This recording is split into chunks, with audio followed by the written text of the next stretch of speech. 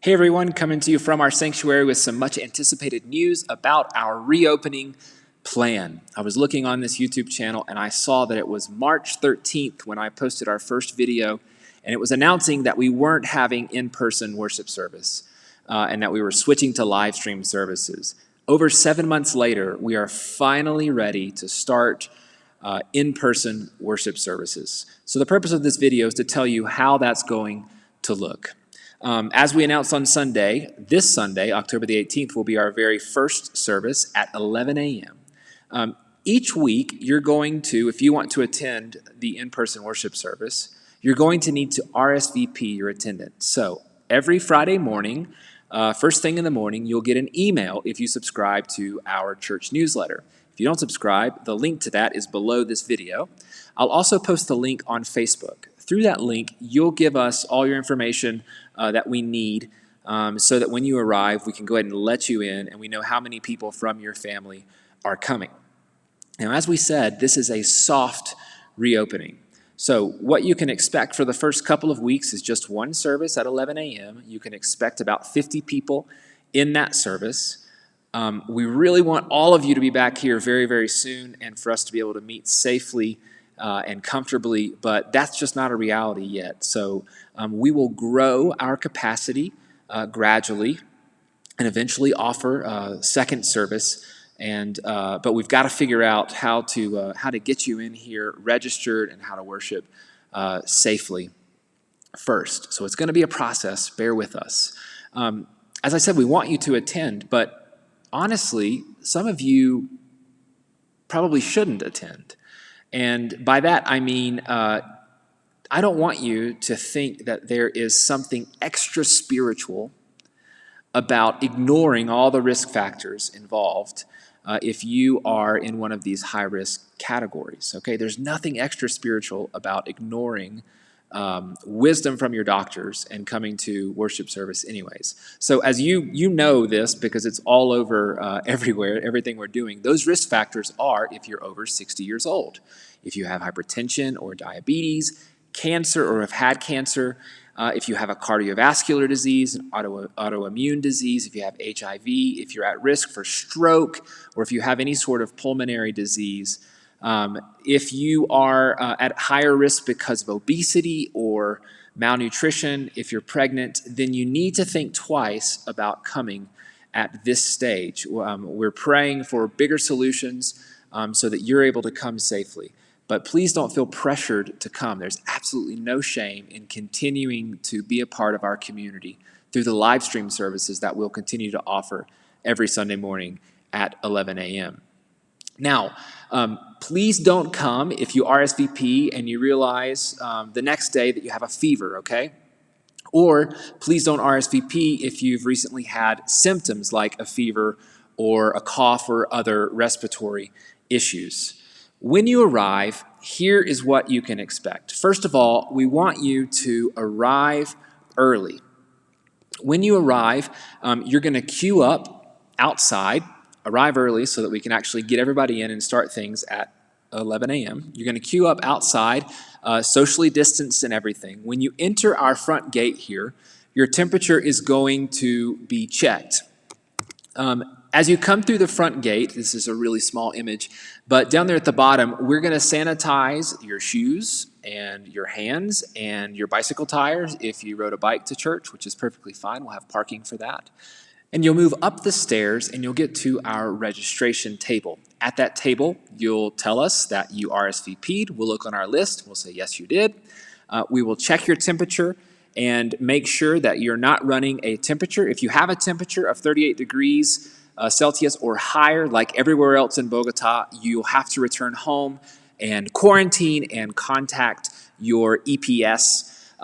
Once you get through our registration, you'll come through the front doors of the church into the foyer, and that's where you'll find more hand sanitization stations and an usher who is ready to guide you to your pew. Now, this is important, okay? If you need to use the bathroom, and if you don't think you're going to make it through our hour-long service without going to the bathroom, you need to use it. right now before you go into the sanctuary, because as per the government guidance, we're not allowed to let you get up and leave the sanctuary once the service starts. You'll be ushered into the sanctuary, and that's where you're going to see our socially distanced seating, which I have a lovely picture of right here. If you and the people who live in your household can't all fit into one space, which is basically a third of a pew, then you will need to split up for the service. When the service is over, we ask that you stay in your seat until an usher can escort you out of the service. At that point, you'll have to leave the building because we can't keep you in there for any longer than an hour, and head back home or wherever it is that you're going. Other things to notice while you are at one of these services in the first phase of our reopening. You won't be allowed to socialize before or after the service. So you come in, you sit down, the service happens, it's wonderful, and then you leave, but you can't hang out on the foyer or on church grounds to socialize. You will be asked to wear a mask at all times, even while singing. You will be asked to sit down throughout the entire service.